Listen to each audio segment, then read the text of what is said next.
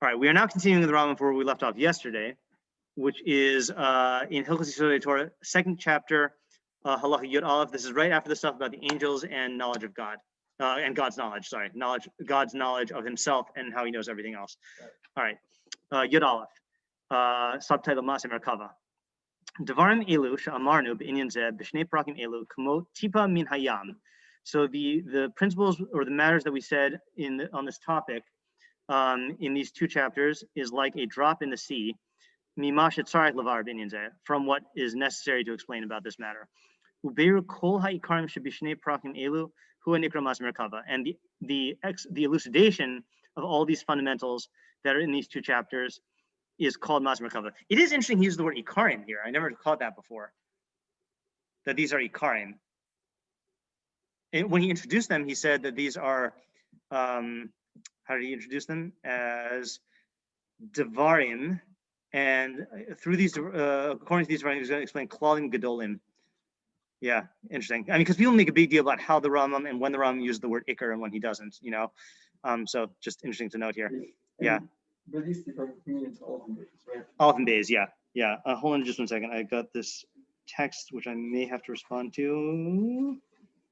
Nope, don't have to respond to it. Okay. Yeah. All right. Yubez. Tzivu chachamim harishonim shelo lidrosh b'dvarim elu ela leish echad bilvad. The early chachamim commanded to not expound on these matters except to one person. V'hu sheyihyeh chacham u'mevin mida'ato. And this is provided that he is a wise person who understands from his own mind. And then after that, afterwards you give over to him the Roshei HaPrakim, the heads of the chapters. Umodim also shemetz min hadavar, and you give him some metaphysical schmutz. You give him some a little I don't know the little word of shemetz, like smidgen, smidgen of the matter. Yeah. V'hu mevi midato v'yodeh sof hadavar v'onko, and he will understand, meaning derive knowledge from his own mind, and know the utmost of the matter and its depth. Yeah. So one thing you see from here, clearly what the Rambam just gave us is not Roshei Prakim, is not the heads of the chapters. Right. So that kind of raises the question, well, what did the Rambam give us? You know, and this is the general question when you're talking about Maaseh Merkavah and Maaseh Bereishis. Like, well, obviously the question is, what is it? Which is what we're going to do in the פירוש משנה in a second. But like, what are you allowed to give over and what are you not allowed to give over? And like, what is the relationship between that subject matter of Maaseh Merkavah and then what the Rambam just went through here? You know, right. Are these ikarim of Maaseh Merkavah? Are these ikarim like they're prerequisite to it? Because he says the inyanim in these first two prakim are called Maaseh Merkavah, yet he's clearly teaching us stuff. And not only that, but I mean, first two prakim, so all the stuff about Yuchad Hashem and Metzius Hashem, you know, that's a mitzvah. That clearly has to be known by people. And you clearly don't need Maaseh Merkavah in order to be Mekayim those mitzvahs. Obviously, it would help, but like you don't need to be Mekayim, otherwise it's beyond the reach of almost everyone. Yeah, Isaac? It sounds like it's the explanation of what he's talking about. Like he's like almost like telling you like the topics. Yeah. Not really giving you information about them. He's telling you like these are topics. Yeah.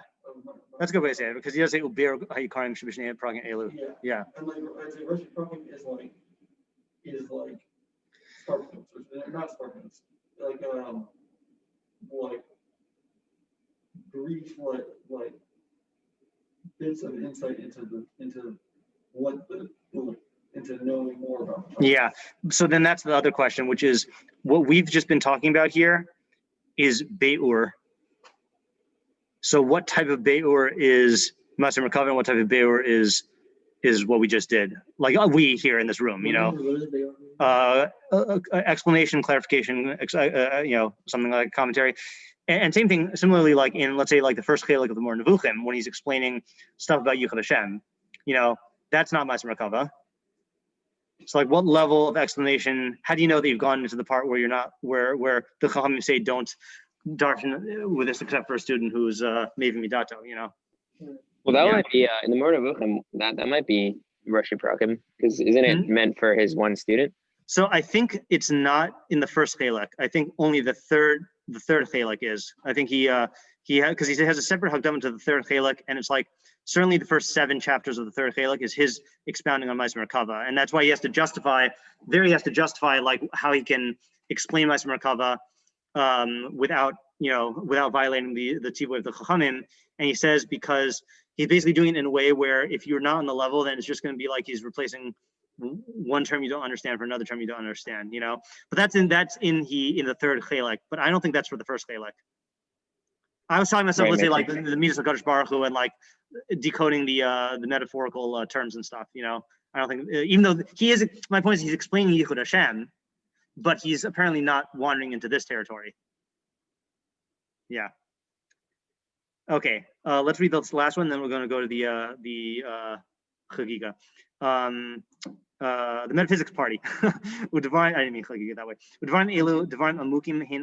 So these matters are very, very deep. Very.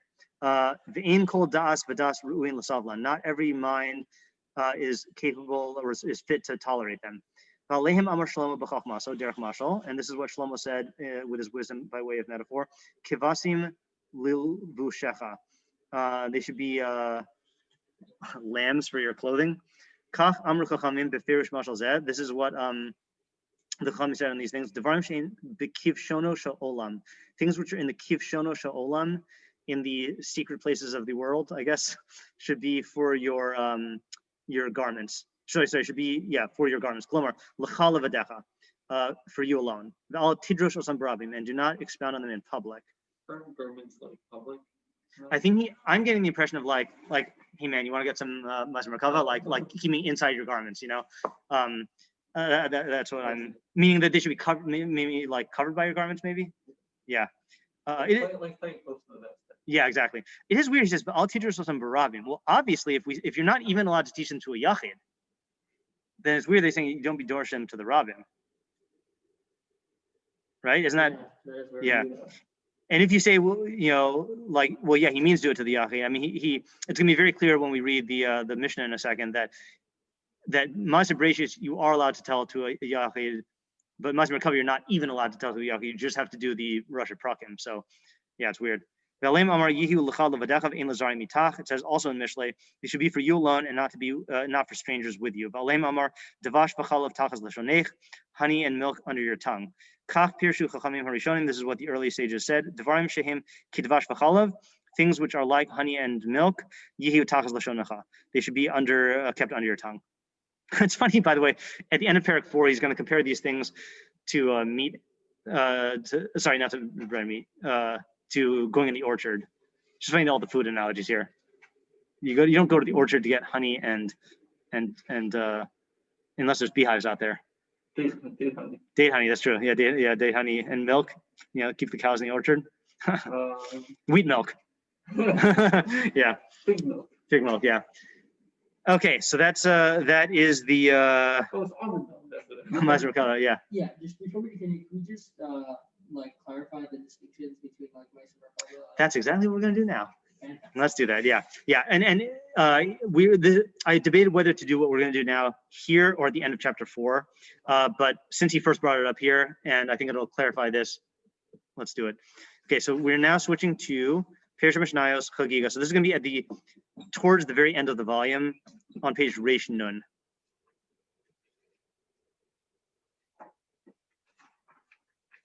Ein Dorshan. Chagigah Perek Sheni.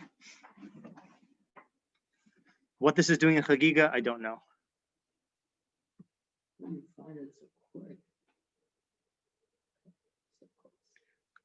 Lift that.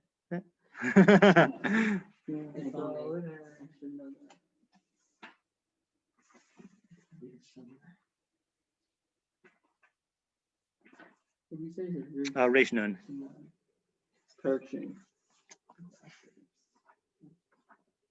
Almost there.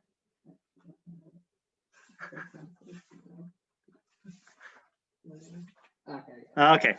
We'll do the Mishnah first, which is in the top half of the page. Ein dorshin ba'arayos b'shlosha. We do not expound on the prohibited sexual relations that are chayv kares among 3, right?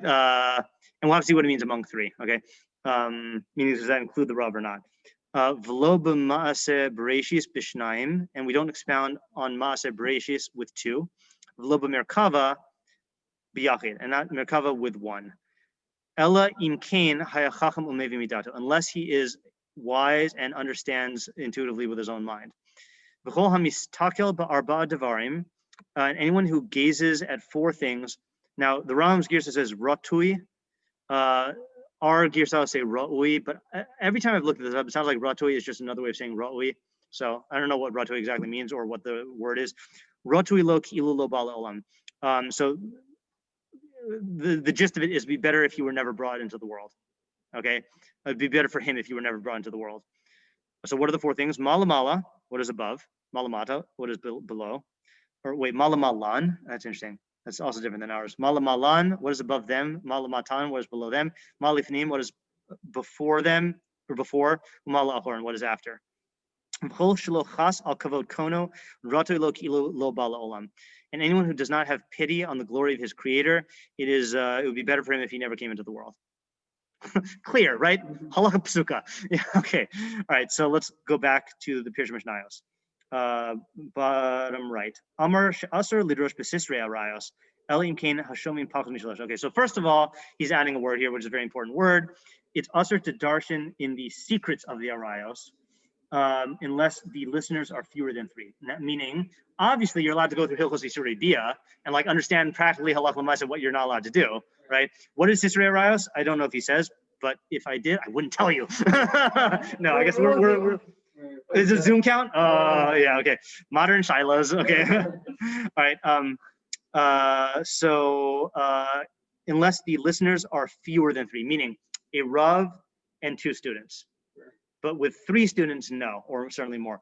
And he says, "V'tamadavar kadei shelo yisasik echad mehem b'masu matanim arav." So the problem is if Zev were here in person, then he and I would be talking in arguing about the stuff, and then you two, Vashnayim b'masu matanim zeim zeh, you two would talk about it with each other. V'titrad da'atam, and their mind would become distracted or burdened, and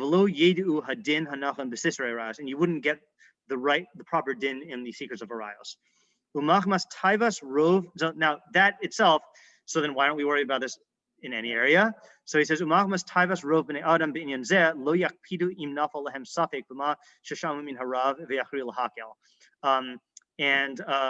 because of the abundant desire in people, then they won't be strict or makbid or careful if one of them falls into doubt from what they heard on the Rav, and then they'll decide lakula. They'll decide for leniently. It sounds like it's about halacha. Sounds like it's a bad halacha. Yeah, about halacha. Oh, it is about halacha. Yeah. Oh Yeah. That's the Sisrei Arayos. Yeah. Yes. Right, but it's the Sisrei Arayos though. Whatever that is, but it's not Arayos in general. You are allowed to learn halacha, like yeah. And the not that you need something that's practical. It's not just like the deeper ideas of it or something. No, it is practical, right? Yeah. And just to, because this is a Rambam bekius here, then Rambam clearly published Hilchos Yesodei to be learned even by one person by themselves. So questions like what is Sisrei Arayos and what is not? Does he comment on it? Footnote 2? No. Does he comment on it?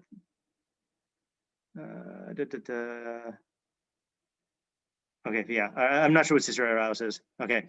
And also I gotta see, does the Rambam bring this down the halacha? I don't remember. Well, I'm assuming he does some. I mean, it has to be in the Mishneh Torah, I mean, like does he paskin like this? Yeah, I'm not sure.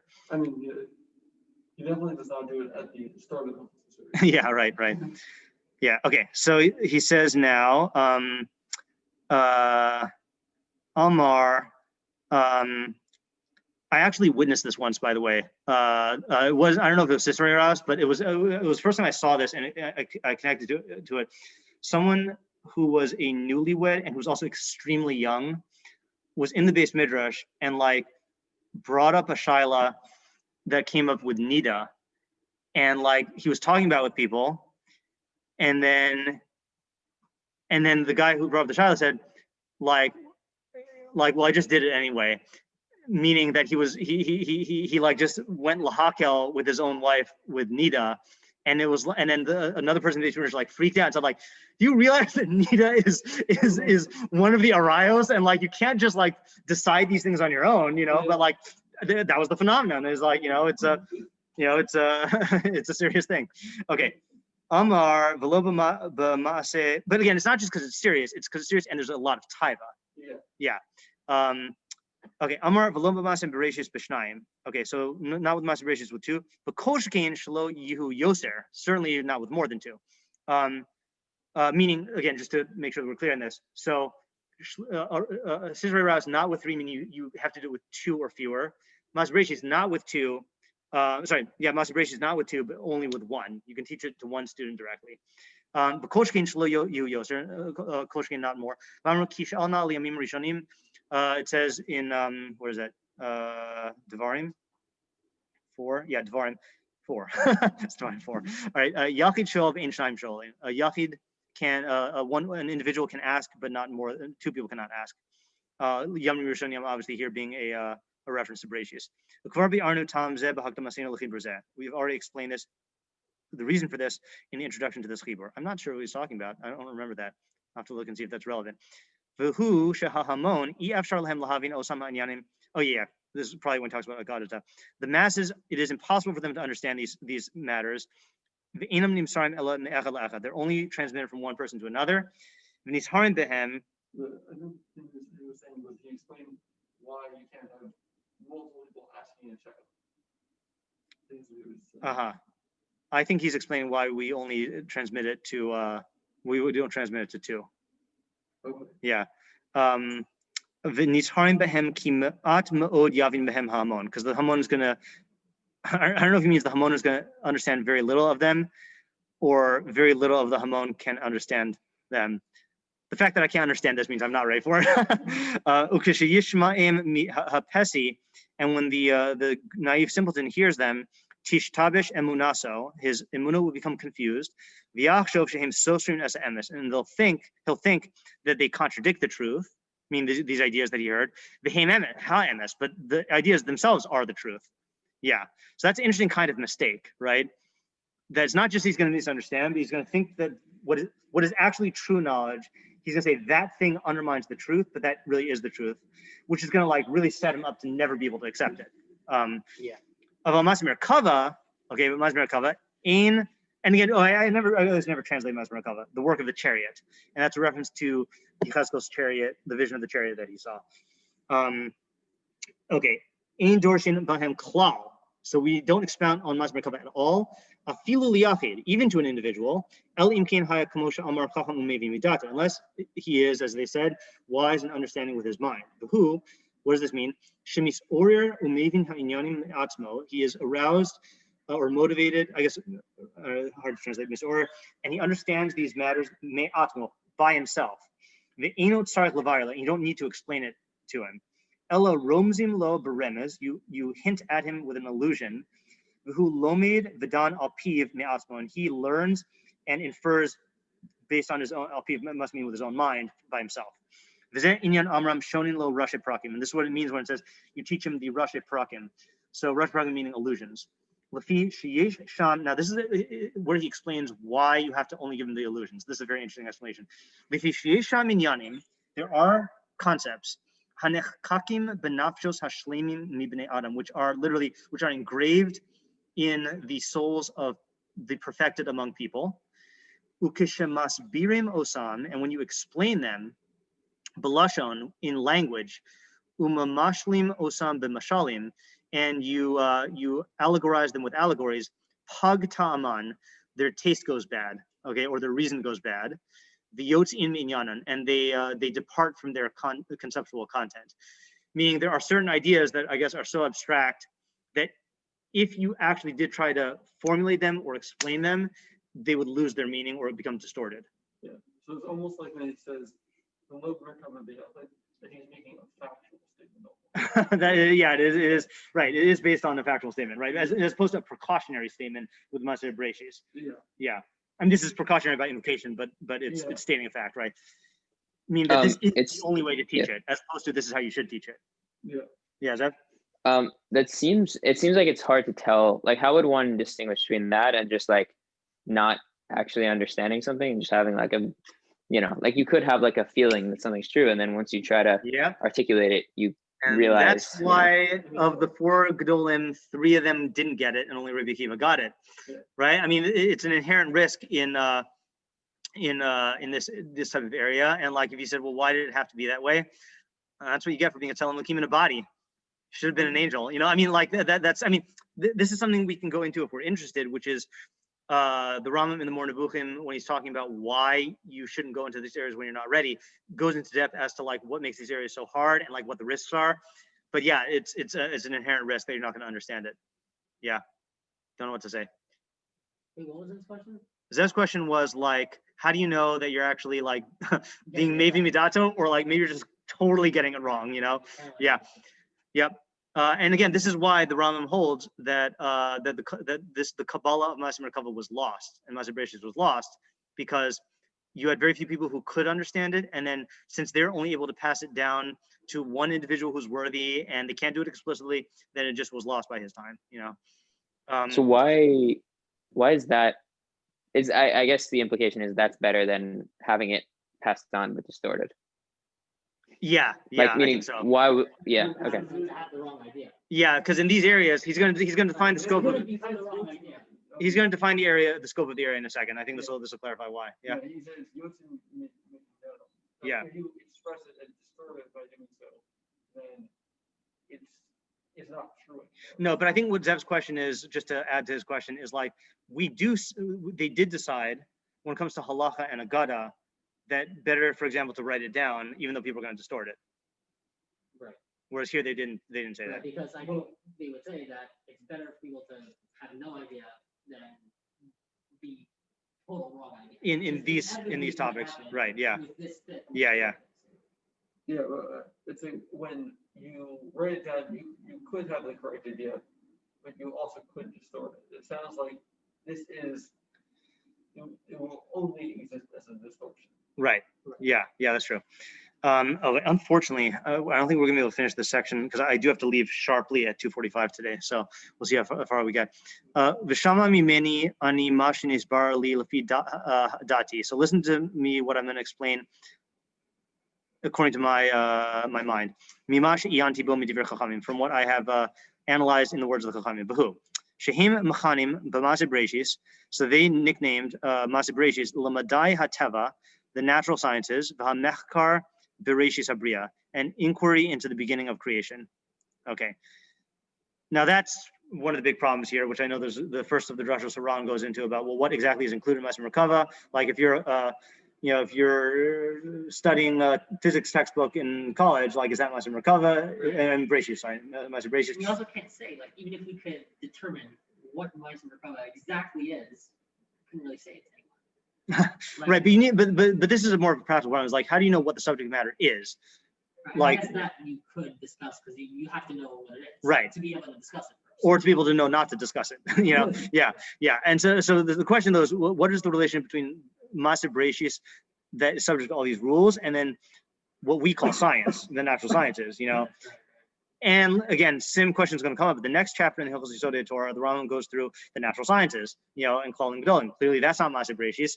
Clearly, what it says in the Torah in the first parak is not Maaseh Bereishis in the Pesukim, and even the Mefarshim who explain it, like, you have Mefarshim who try to explain what the Torah means. That's not Maaseh Bereishis. So, like, where do you draw the line? That's the big question. It's only going to get even more tricky when you go to Maaseh Merkavah. Oh yeah. Here we go. Let's read Maaseh Merkavah. How can you ever be Makayim Yichud Hashem and Anochi? So the Kanasim b'Maaseh Merkavah, Hamada Ha'eloki, the divine science, V'hu Dibur al Klalus Hametzios, is speaking about the general categories of existence, I guess, or the general principles underlying existence. V'al Metzius HaBoreh, and the existence of God. V'Dato, and his mind. V'Torah, and his attributes. v'chiyuv hanimtzaim mimenu, and the necessity of the existing things from him, v'hamalachim, and angels, v'hanefesh, and the soul, v'haseichel, hadavik ba'adam, and the intellect that clings to man, umash achrei hamavis, and what is after death. Now the Rambam addresses all those topics and more in the Mishneh Torah and the Moreh and the Shmona Prakim. So again, the question is like, where do you draw the line here? Like, and in what we just read, I mean, he talked about God knowing himself and knowing everything else, and the angels, and What do you mean by God's attributes? well, Like, they just have it. right. So understanding what the attributes mean, though, because the Torah describes him as with attributes. So understanding what those attributes are. Yeah. That's not an actual. Right. Yeah. That's step one. Yeah. Yeah. Yeah. Okay. Umachmas chashivus shnei hamadayim halalu hativiv ha'eloki. And due to the prominence or the importance of these two sciences, namely the natural science and the divine science, or physics and metaphysics, and they are rightly, held in high regard. His hiru milalamdam kishar hamadayim halimudim. They Chazal warned us not to teach it like other.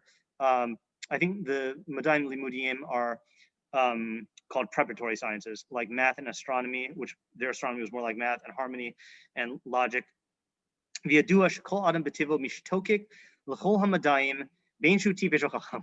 we know that every person by nature yearns for these knowledges, whether he's a fool or a chacham. And it's impossible for a person to not have like initial thoughts about these things. I mean, he'll jump to conclusions. And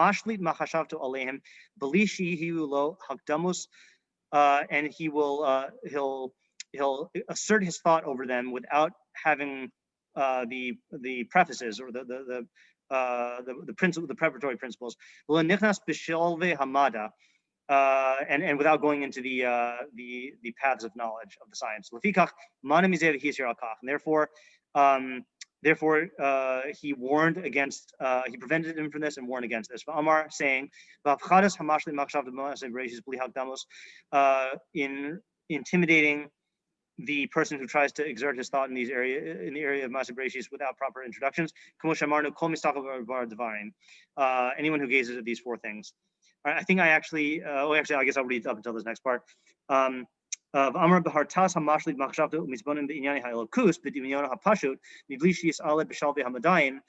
it says in intimidating the one who makes his thought dominate and tries to comprehend these divine matters in his simple imagination,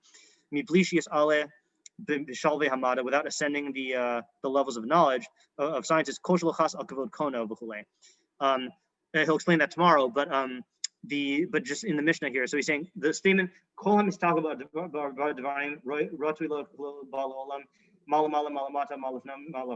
Maaseh Bereishis, and then Kol Shalochas Al Kavod Kono that's talking about Maaseh Merkavah. Yeah. Okay. So let's stop here for today. The question is going to be like this: This is what I think we need to do to understand the Rambam on Maaseh Merkavah and Maaseh Bereishis. If we want, we can read the introduction in the Moreh Nevuchim about why we shouldn't study these areas and like what is needed to study them. Would that be of interest? Yeah. Yes? Okay. Yes? Okay, so then maybe we could do that tomorrow. Yes. Also. Okay, sounds good. All right, talk to you later. Cool. Thank you. Yep, and no Tillim tonight.